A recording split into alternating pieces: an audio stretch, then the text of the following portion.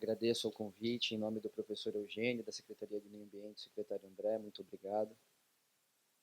Pode passar o próximo.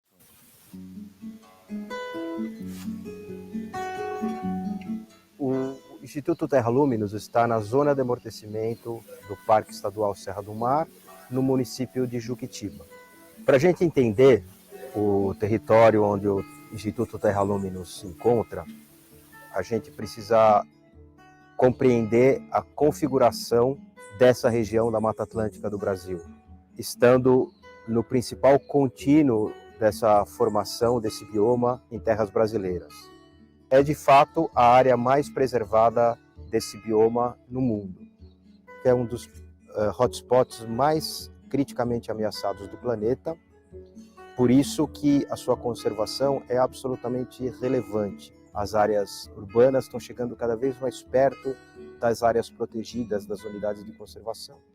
Infelizmente, no Brasil, não é somente a lei que garante a proteção dos territórios. Então, é fundamental que existam pessoas, instituições, organizações que atuem diretamente no território e que garantam que essa conservação de fato aconteça. Eu sou um dos pesquisadores do CEPMAMA, que é um braço de pesquisas do Instituto Terra Luminos. O CEPMAMA recebeu diversos pesquisadores de linhas de pesquisa distintas, com infraestrutura adequada e um laboratório muito rico a céu aberto. Pesquisas focadas na água, na flora, em fauna, em fungos. E eu estou diretamente envolvido com o monitoramento de fauna dessas florestas. Encontramos uma biodiversidade incrível. Felinos de grande porte, como a onça-parda, felinos menores, uma diversidade incrível de leopardos, a jaguatirica, o gato do mato, o gato maracajá, e diversos desses animais se encontram ameaçados de extinção. A parceria com o Instituto Terra Luminos partiu de uma iniciativa do Instituto, que buscou universidades, centros de pesquisa, enfim, para desenvolver trabalhos focados no conhecimento, né, do que as terras do Instituto protegem em termos de biodiversidade, em termos de serviços ecossistêmicos. Nesse trabalho a gente focou em avaliar parâmetros das águas do Instituto. O que a gente verificou foi que a qualidade dessas águas, elas são excelentes, né? As águas servem de referência. O Instituto Terra Luminos é um dos grandes parceiros do projeto Newfora, um projeto que pretende compreender os benefícios das florestas em restauração. Por meio desse projeto, nós estamos realizando um enorme inventário das áreas em restauração distribuídas ao longo de todo o estado de São Paulo. E de todas essas áreas, que compõem mais de 700 parcelas amostrais, o Instituto Terra Luminos se situa entre os parceiros com as florestas mais diversas, as florestas com os maiores níveis de biodiversidade de árvores que nós encontramos em todo o estado de São Paulo. Não adianta só falar de biodiversidade olhando para os sistemas naturais, porque a presença humana é inevitável nesses ambientes. Um dos aspectos interessantes do Instituto Terra Luminos é que ele implementou um sistema de governança na zona de amortecimento, na sua área de influência. É preconizar um novo paradigma que articule desenvolvimento econômico, desenvolvimento ambiental e desenvolvimento urbanístico. É absolutamente imperativo que a gente se associe com os atores que estão no contexto de determinada unidade de conservação. Quando a gente articula universidade, as ONGs, o poder público e a sociedade civil, o aprendizado é mútuo e a possibilidade de resultar em soluções mais adequadas a essa realidade em que todos vivemos é muito mais profícua. O Instituto Terra Luminos tem cumprido esse papel de forma brilhante ao articular todos esses entes. Essa mensagem é muito importante que chegue aos vários cantos do mundo, aos parceiros que estão dispostos a investir na conservação ambiental, que instituições como o Instituto Terra Luminos consigam ser exitosas do ponto de vista da sua sustentabilidade financeira, porque o papel que elas exercem no âmbito das nossas áreas protegidas é enorme, é muito relevante. Até porque a gente não tem muito tempo. O planeta precisa de projetos bem-sucedidos e que sirvam de modelo, de inspiração, para que outras pessoas ou outras instituições possam criar um corredor ecológico, como a gente está fazendo aqui no Instituto Terra Luminos.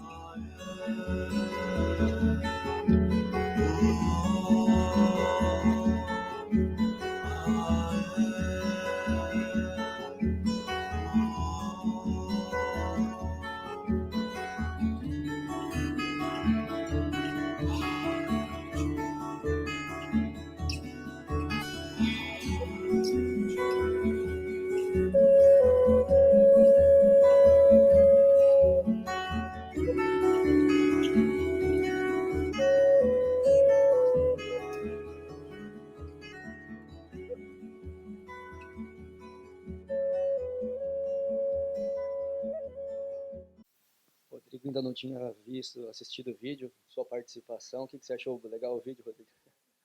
A Lu também casou, né? Que a doutora Luciana e o Rodrigo antecederam a apresentação com o vídeo. Bom, voltando aqui à apresentação, o Instituto Terra Luminos ocupa uma área em Juquitiba há 10 anos, uma área de aproximadamente 300 hectares de floresta atlântica.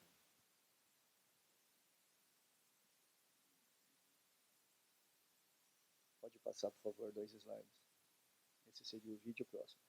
E em linha reta, nós estamos a 70 quilômetros de São Paulo, então bem próximo da região metropolitana de São Paulo. Pode adiante, por favor. Pode passar um pouco, mais uma vez. E é um instituto socioambiental, gerido por uma ecovila, uma comunidade intencional, que abrange aí cerca de 300 hectares de Mata Atlântica em monitoramento, em pesquisa, e é um centro ecológico de retiros e experiências. Recebe turismo de natureza, tem esse braço de pesquisa que é o CPMAMA, qual eu falei no início e vou falar um pouco mais no final dos nossos trabalhos. Próximo, por favor. Então, nosso propósito é regenerar a relação do ser humano consigo, com o outro e com a natureza, protegendo essa área de Mata Atlântica.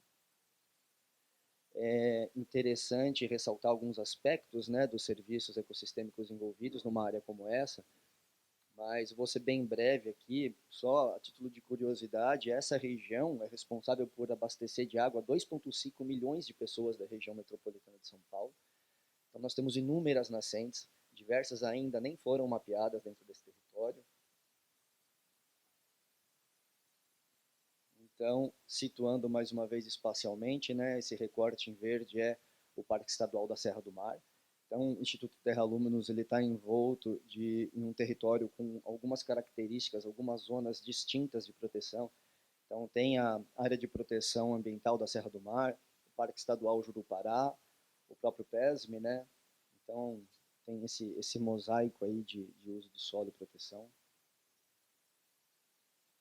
As ameaças foram bem destacadas, né, nas apresentações que me antecederam, não vou entrar muito aqui, mas exploração mobiliária predatória, ocupação ilegal e essa migração, né, da região metropolitana para essa área periférica e rural é muito intensa e muito preocupante.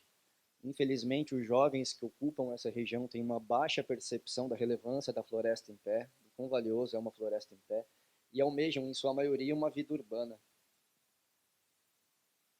Bom, na região, o Instituto Terra Luminos tem atuado em diversas frentes, né? Conselhos Municipais de Turismo e Meio Ambiente de Juquitiba, no Conselho do Parque Estadual da Serra do Mar, em seu núcleo Itariru, mais especificamente, no Conselho da Bacia Hidrográfica do Alto Tietê. O Instituto Terra Luminos está bem posicionado num divisor de águas entre a bacia do Alto Ribeira e do Tietê. Um posicionamento hidrogeológico bem interessante. Participou efetivamente, né, nós tivemos uma atuação muito forte na elaboração da revisão do plano diretor, que está em curso na reta final. Então, atuamos com bastante força e muito zelo nessa questão da ocupação do uso do solo e nas definições dessas zonas de ocupação para o município de Juquitiba. E uma participação ativa no GRMA, que é a Grande Reserva da Mata Atlântica, né? Essa Grande Reserva é o maior fragmento de Mata Atlântica do mundo, que vai do norte do Paraná até aproximadamente São Lourenço, Juquitiba.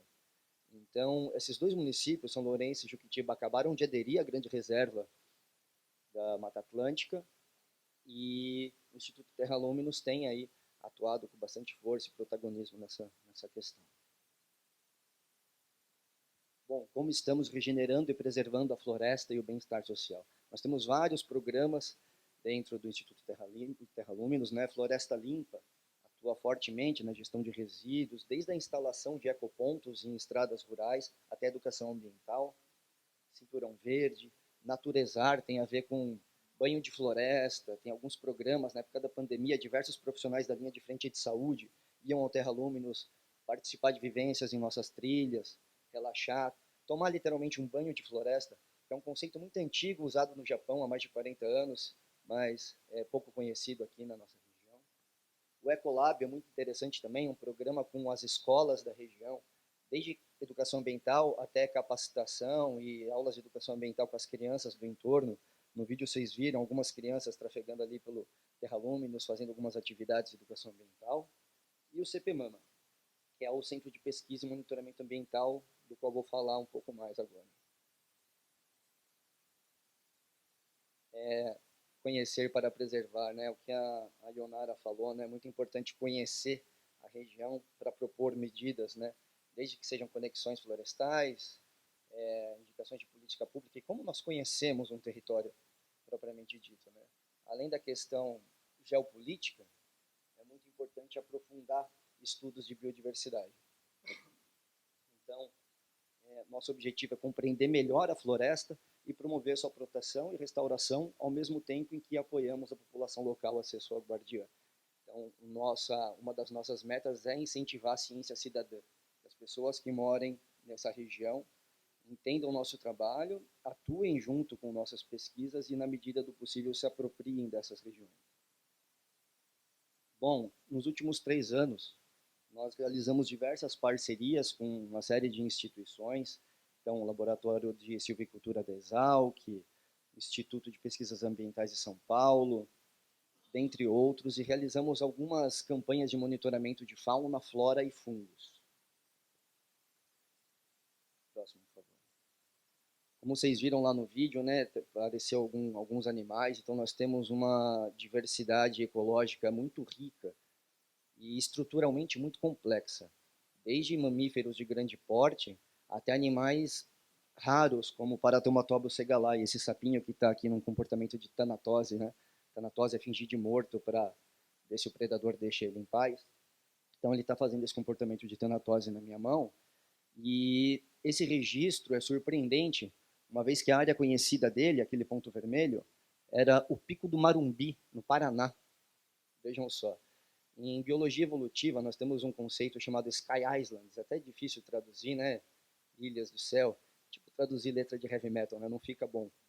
E esses animais, eles ocupam topos de morro, né? Essas Sky Islands são topos de morro. E são animais com baixa vagilidade, eles não conseguem se deslocar, descer esse morro, nem migrar. Então, é muito fácil eles especiarem. O que é especiar? É deixar de ter fluxo gênico com outras espécies e se tornarem uma espécie única. Então, nós imaginamos que toda essa cadeia montanhosa da Serra do Mar, dos topos de morro de Juquitiba ao Paraná, tenham espécies distintas. A probabilidade é muito grande. Então, como que a gente constrói e descobre esse tipo de conhecimento? Só com monitoramento in loco mesmo, busca ativa, diurna, noturna, pesquisadores em campo, revirando o solo. Esse animal vive sob a serrapilheira. Então, é um trabalho muito intenso mesmo. O nosso trabalho em relação à flora, no vídeo, né, o último participante do vídeo, o Dr. Pedro Brancaleão, falou um pouco da diversidade. Então, nós temos 12 parcelas de monitoramento. Essas parcelas têm 30 por 30 metros. Em todas essas parcelas, nós examinamos tudo que tinha, desde herbácea até árvore, todas as espécies. Diâmetro, característica do solo, pedologia, composição do solo, matéria viva, matéria morta, matéria orgânica. E aí, isso nos proporcionou criar alguns índices de diversidade. Sem entrar muito no biologuês, no tecnicismo, mas esses índices de Shannon, Simpson, esses índices de biodiversidade, mostraram para a gente que essa região é extremamente complexa e rica, sabe? Tem índices ecológicos elevados, surpreendentes. Normalmente, numa floresta, um fragmento de 1 hectare de Mata Atlântica, nós temos aí entre 1.600 e 1.700 árvores, indivíduos arbóreos. Aqui nós passamos de 3.300, às vezes 4.000. Então, é uma área muito interessante. E o que levou essa região até essa complexidade e essa riqueza, provavelmente é a mesma resposta dessas regiões daqui, de Mogi e das outras regiões, a complexidade topográfica, né? A gente não consegue fazer muita agricultura em área inclinada, o acesso é difícil, então a complexidade topográfica dessa região que está perto dessas serras preservou uma biodiversidade incrível. Infelizmente, muitas dessas espécies estão já ameaçadas de extinção. E é interessante que, principalmente no que diz respeito à flora, as espécies de Mata Atlântica estão sendo descritas sem parar. Mês passado, mais uma espécie de urucum da Mata Atlântica foi descrita. Enquanto a gente está conversando aqui, provavelmente outra espécie está sendo descrita. Então, nós estamos perdendo muito rápido essa diversidade e muitas das nossas espécies estão ameaçadas, tanto de flora como de fauna. Aqueles gatos que aparecem no vídeo, né? Os menores são do gênero leopardos tigrinos, leopardos gutulos, leopardos vide, que são gato maracajá, gato do mato, etc. E a onça, onça parda, estão todos em risco de extinção, todos ameaçados. Essa flora também toda ameaçada. Então, é uma área que requer uma atenção muito especial. Desculpem aqui pelo texto em inglês, eu nem tinha percebido que tinha ficado assim, gente. Mas fungos também, nós temos uma equipe que fez alguns monitoramentos de fungos e a diversidade é incrível. Uma das campanhas que o pessoal do Instituto de Pesquisas Ambientais foi fazer de fungos, rolou uma colheita de cogumelos ao longo da trilha, depois nós fizemos degustação, comemos diversos cogumelos comestíveis de Mata Atlântica que nós não temos ideia. A gente conhece aí o shimeji, o shiitake, um ou outro, mas tem uma infinidade. Além do potencial de fármacos, né? Esses fungos são pouco explorados.